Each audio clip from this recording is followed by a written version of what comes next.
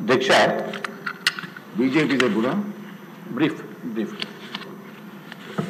అధ్యక్ష, గౌరవ ముఖ్యమంత్రి గారు అట్లాగే డిప్యూటీ సీఎం గారు మన రాష్ట్రాన్ని ఏ విధంగా 150 రోజులు 160 రోజుల్లో ఎంత ప్రగతి పదంగా తీసుకుని వెళ్ళింది సవివరంగా వివరించారు అధ్యక్ష. నిజంగా కూడా ఆంధ్ర రాష్ట్ర ప్రజలు ఏనాడో చేసుకున్న పుణ్యఫలంగా మనకి ఆంధ్ర రాష్ట్రానికి ముఖ్యమంత్రి గారు అట్లాగే చంద్రబాబు నాయుడు గారు, పవన్ కళ్యాణ్ గారు, భారతీయ జనతా పార్టీ నాయకులు సపోర్ట్ తోటి ఈ విధమైన అభివృద్ధి పదంలోకి వెళ్ళటానికి కారణమైంది అధ్యక్ష. తప్పనిసరిగా ఏదైతే పవన్ కళ్యాణ్ గారు చెప్పారో మనకి ఈ పదవీ కాలంలోనే అంటే ఈ టర్మ్లోనే ఎట్టి పరిస్థితుల్లోని $1 ట్రిలియన్ ఎకానమీగా మనకి ఆంధ్ర రాష్ట్రము ప్రగతి పదంలోకి వెళ్తుందని చెప్పడానికి ఏమాత్రం సందేహం లేదు. అట్లాగే మేము కూడా మనస్ఫూర్తిగా చంద్రబాబు నాయుడు గారు ఉన్నంత వరకు కూడా ముఖ్యమంత్రిగా ఈ రాష్ట్రాన్ని పరిపాలించాలని చెప్పి మేము కోరుకుంటున్నాం. ఎందుకంటే ఇది చిన్న విషయం కాదు. మనకి ఒక్క ఛాన్స్ అని చెప్పి జగన్మోహన్ రెడ్డి గారు ఎంత డిస్ట్రక్షన్ చేసి మానసికంగా ప్రతి ఒక్కరిని ఇబ్బంది పెట్టి ఆర్థికంగా ఇబ్బంది పెట్టి పెద్దలను చూడకుండా కూడా వాళ్ళు తరపున ఉన్న వెనకాల బ్యాక్గ్రౌండ్లో రౌడీజం చేసి రకరకాల ఇబ్బందులు పెట్టిన మాత్రం వదలకూడదు అధ్యక్ష. తమరి ద్వారా నేను కోరేది, అంతకుముందు ఎవరైతే ఈ 5 సంవత్సరాల కాలంలో దుర్మార్గంగా ప్రవర్తించారు అంటే ఆఖరికి ముఖ్యమంత్రి గారికి మాజీ ముఖ్యమంత్రి చూడకుండా వారు ఇళ్లపైన దాడి చేసిన వ్యక్తుల్ని కూడా మనం ఇంకా పూర్తిగా తగిన న్యాయం చేయలేదు వాళ్ళకని చెప్పి నేను తెలియజేసుకుంటున్నాను అధ్యక్ష. అట్లాగే పవన్ కళ్యాణ్ గారు నేను లాస్ట్ టైం కూడా నేను ప్రస్తావించాను అధ్యక్ష. విశాఖపట్నం వచ్చినప్పుడు ఎంత ఇబ్బంది పెట్టారో, అట్లాగే చంద్రబాబు నాయుడు గారిని కూడా ఎంత ఇబ్బంది పెట్టారు విశాఖపట్నం ఎయిర్పోర్ట్లో. అనిత గారిని అడిగితే అమ్మో నన్ను అది అసలు తలుచుకోని దానికి కూడా నాకు వణుకు వస్తుందని చెప్పిన మన ముఖ్యమంత్రి మన హోంమంత్రి వర్యులు. ఎందుకంటే అంత భయానకమైన పరిస్థితి. నేను ఆ రోజు విశాఖపట్నంలో ఉన్నాను కానీ నేను ఎక్కడ దూరంగా ఉన్నామని నేను వ్యక్తిగతంగా రాలేనటువంటి పరిస్థితి అధ్యక్ష. తప్పనిసరిగా ఏదైతే ఒక పక్కన ప్రగతి పదంలో మనం ముందుకు వెళ్తున్నామో అదేవిధంగా అరాచకాన్ని మనము అణచవలసిన బాధ్యత గౌరవ ముఖ్యమంత్రి గారి పైన డిప్యూటీ సీఎం గారి పైన ఉంది అని చెప్పి తెలియజేసుకున్నాం అధ్యక్ష.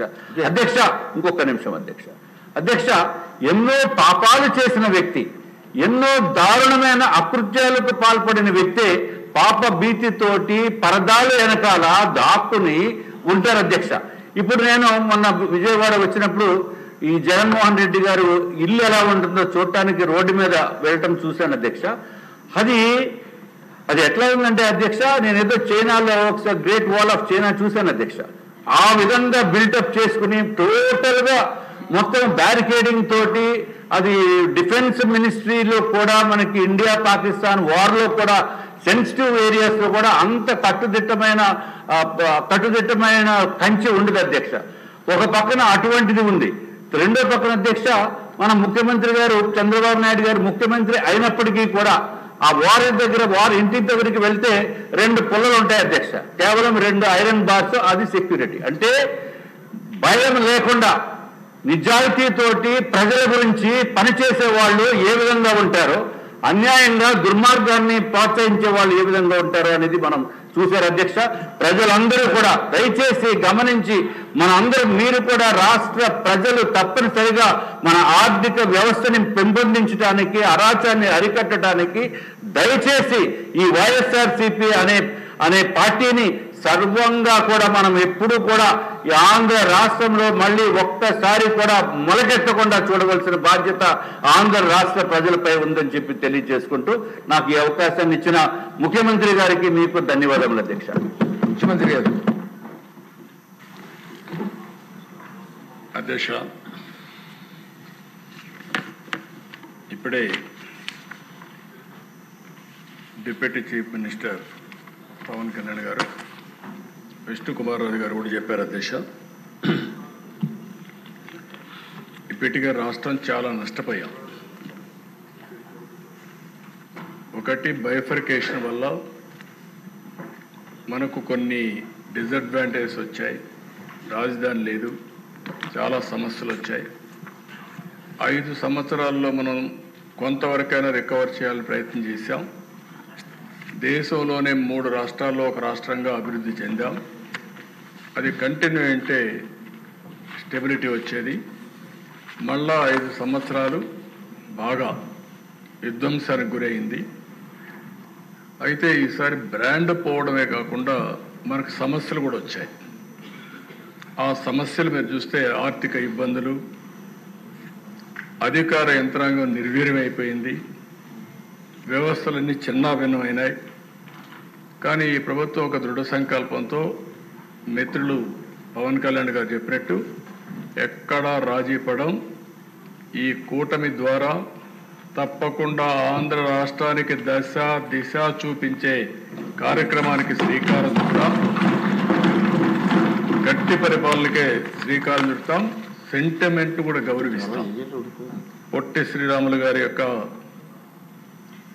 ఏదైతే ఆత్మ త్యాగం చేశారో, బలిదానం చేసుకున్నారో, ఆ రోజున డిసెంబర్ వస్తుంది.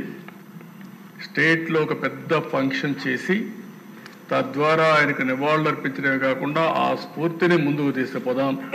ఒక రాష్ట్రం కోసం త్యాగం చేసిన వ్యక్తిని జీవితంలో మన ప్రజలు గుర్తుపెట్టుకునే విధంగా చేస్తాం. కన్యకా పరమేశ్వరి, దీనికి కూడా మనం ఆలోచించి ప్రాధాన్యత ఇచ్చాం.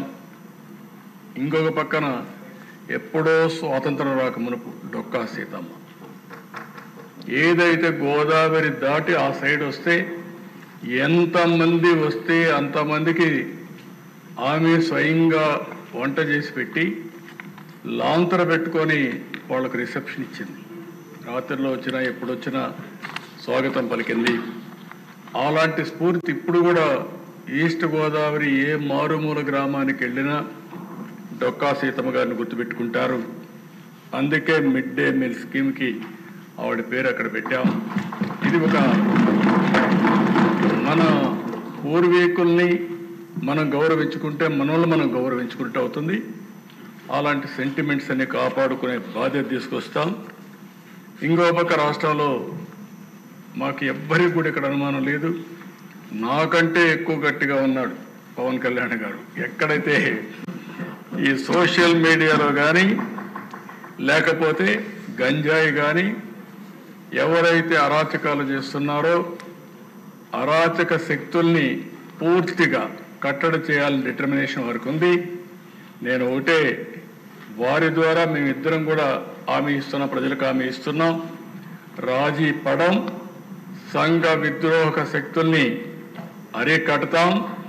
ఎవరైనా సోషల్ మీడియా ద్వారా ఏ ఆడబిడ్డని అవమానం చేసే విధంగా ప్రవర్తిస్తే అదే చివరి రోజు వాళ్ళు గుర్తుపెట్టుకోమని మరొక్కసారి హెచ్చరిస్తున్నా. ఈరోజు గౌరవప్రదంగా ఇక్కడికి వచ్చేది ప్రజా జీవితంలో ప్రజాసేవ చేయాలనుకుని వస్తాం. అలాంటిది వచ్చి తెల్లవారితో నిద్రలేచి ఎవడు మన మీద సోషల్ మీడియాలో ఏం పెట్టాడు అని మనం చూసుకోవాల్సిన పరిస్థితి లేదు. రాజకీయాన్ని రాజకీయంగా ఛేదిద్దాం. అదే సమయంలో ఇష్టానుసారంగా క్యారెక్టర్ అసాసినేషన్ చేస్తే మాత్రం వదిలిపెట్టం. గత ఇక మీదట మాత్రం ఏదైతే నేను ఒకటే చెప్తున్నా, నా జీవితంలో నేను ఎక్కడా రాజీ పడను. తీవ్రవాదులపైన పోరాడాను, నా ప్రాణానికి ముప్పు వచ్చినా పడలేదు. మత విద్వేషాల్ని కంట్రోల్ చేశాను, ముఠా నాయకుల్ని ఎక్కడికక్కడ కట్టడి చేశాం. ఈరోజు రాయలసీమలో ముఠాలు లేకుండా ఒకప్పుడు సినిమాలు తీస్తే రాయలసీమ కథలే పెట్టేవాడు సినిమాలంతా కూడా. అలాంటిది ఇప్పుడు వాళ్ళు సినిమాలు తీయాలన్న పాత చరిత్ర తీయడమే తప్ప ఇప్పుడు కొత్తగా ఎక్కడ సంఘటనలు లేవు, అలాంటి చరిత్ర రాదు. అదే సమయంలో ఈరోజు రౌడీలు అనేవాళ్ళు కూడా ఉన్నారు, ఇంకా అక్కడక్కడ ఉన్నారు. కొంతమంది బ్లేడ్ బ్యాచ్ అవి కూడా ఉన్నాయి. వాళ్ళకు కూడా చెప్తున్నా ఈ సభ ద్వారా, బ్లేడ్ బ్యాచ్ జాగ్రత్తగా ఉండండి, చేస్తే మాత్రం మిమ్మల్ని వదిలిపెట్టదు.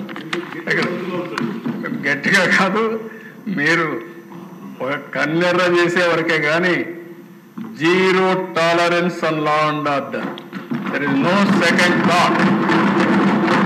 ఇంకా పకడ్బందీగా నిర్వహిద్దాం. పోలీసు వ్యవస్థను ఇప్పటికే ప్రక్షాళన చేస్తున్నాం. ఇంకా అక్కడక్కడ ఉంటే ఒకటి రెండు ఉంటే అవి కూడా వేరేస్తాం.